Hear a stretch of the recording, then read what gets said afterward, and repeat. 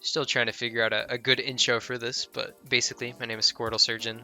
You may have seen some of my edits.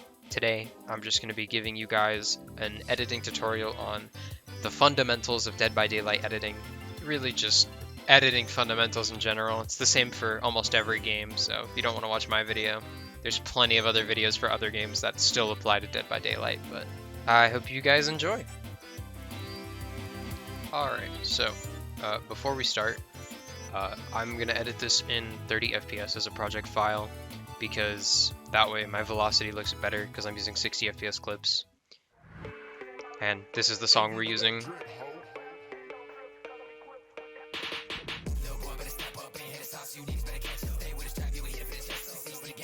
Alright, and then from here I'm just going to start doing syncing things. So I sometimes put markers. I don't always do this.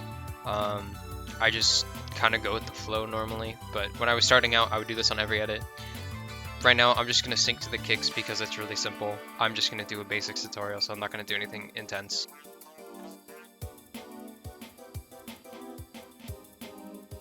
Here's the sync, just to make sure that it's in a place that I want it.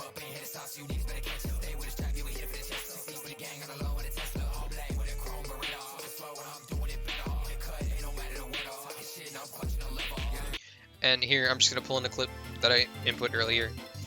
I'm just going to find where a good starting point for the clip is. I don't really have any tips for this. It's pretty easy to mess with, but you just get used to it over time. The first thing I do in every edit is velocity. So I'll go ahead and stretch out my timeline here so that I can see it better. And then the first thing I always do is I always add 4 points on my first clip. This way it's just, you can get a better curve, you can customize it more because Vegas doesn't have curves for time remapping like After Effects. Obviously, if you're in After Effects, you can just use time remapping and use the custom curves that After Effects has. It's a bit easier, but this works for Vegas. I think it still looks good. I'm just going to go through here and do some rough velocity so that you can see what it looks like. I think sharper velocity is always better, but you don't want it to be too sharp. Honestly, I don't even think my velocity is all that great. I just think it's okay, it's decent, it's passable. Velocity takes a long time to get good at. Once I get the velocity in a place that I'm happy with, I'll cut the clip right here on the velocity spikes. And I do this so that I can either cut out frames in between the spike so that it feels more jumpy or fast, or I'll lower the velocity on the next start, like I do here. This feels too fast, so I lower the velocity a little bit, and I think it feels a lot smoother. Cutting on the end of your velocity spikes, I think, is just always a good idea. It just allows for more that you can do with your velocity. I'll just go through here and do all of the velocity on this one, just so you can see the full process. So like here, I'll only use 3 nodes because I feel like it doesn't need 4. And later I can go back and add a 4th. Sometimes I feel like it needs it, sometimes I don't. And of course, you can still do 2 keyframes and just do a fast fade in between them. I just feel like it gets really repetitive if that's all you do because it's the same curve over and over, so. And then as you'll see here, even for something that I'm trying to do quickly, I'm still messing with the velocity a lot to get it to look alright. Velocity is definitely one of the most time-consuming aspects of edits, especially if you're doing it on every single clip. It just takes a lot of time to get to look right sometimes, and it's definitely one of the more tedious aspects of it. I think this is where I want the velocity to be at. I'm pretty happy with this.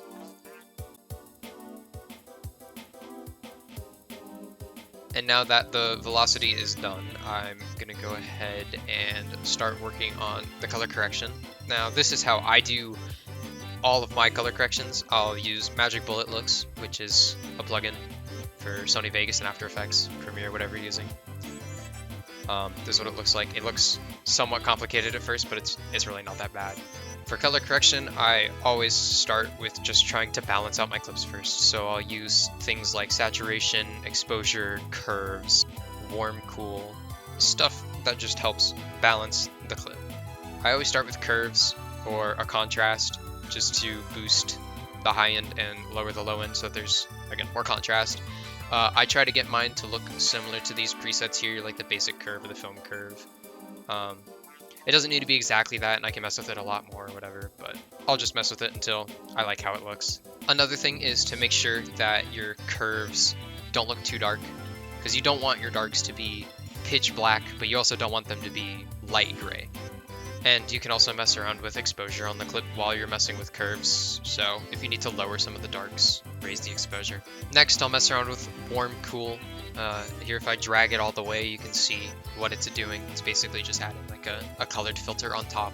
So you want to do very minor amounts of this, but even just a little bit into the blue, you can see that it is adding more balance to it, in my opinion. And again, just keep looking at this top left, the RGB parade, so you can see the color change. I'll probably add a little bit less red, and I think that looks pretty good.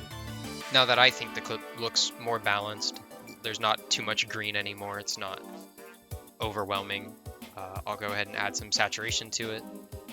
You can either desaturate it based on the type of edit you're going for, or oversaturate it based on the type of edit you're going for, or leave it alone if you think it looks nice how it is. Mess with the order of things that you add. So I'll just do a little bit of extra exposure just because I want this to be kind of a poppy edit. And then I'll go ahead and add my diffusion. I like to do this with my diffusion. I'll add one normal at 30% size and then one at 3% or around their size, and then I'll lower the grade values on them so that it looks less like a glow and more like diffusion. And then after you add your diffusion, you're going to want to add pop, because that way the edges are still refined and you don't lose detail. And I usually just up it to like 40%, 50%. I don't go much higher than that, sometimes less than that. And then I'm just checking all the diffusions, lower the grade a little bit more.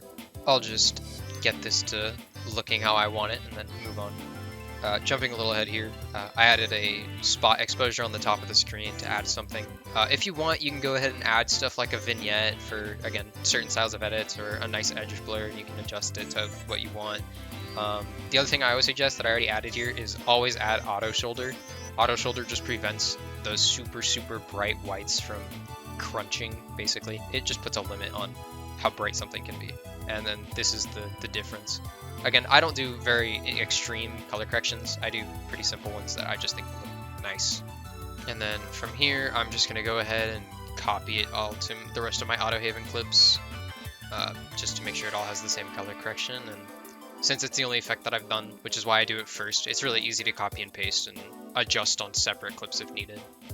From here, I'll just go ahead and do another set of velocity on these next two clips along with the color correction on them, and then render that out so you can see what the edit looks like with just color correction and just velocity.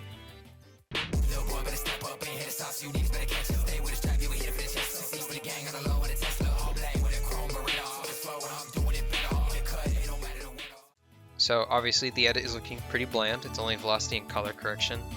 The next biggest thing to add is going to be pan crop. I'm not great at explaining what pan crop is, but it's basically the zoom and rotation of your clips while editing. I'll probably end up just leaving some pan crop tutorials in the description of other games, because the fundamentals from other games to Dead by Daylight are exactly the same. Right here is footage of me going through and doing some pan crop, and I'll give you some tips before showing you the edit with pan crop on it, as well as velocity and color correction. Your pan crop will change between songs that you're using. Sometimes you'll want it to be super smooth, and sometimes you'll want it to be pretty sharp and fast, but overall, you don't want it to be choppy. You don't want it to stop moving. You want it to always be moving, even if it's just a little bit barely noticeable. As long as there's movement, it looks better. Another good thing to keep in mind is that while doing pan crop, your transitions will play into it a lot, so you'll want to plan out your transitions in combination with your pan crop. I do it in this edit in a couple of spots where it'll zoom in, so I need it to be zoomed in when the next clip starts. It's pretty simple, but it's just something to keep in mind.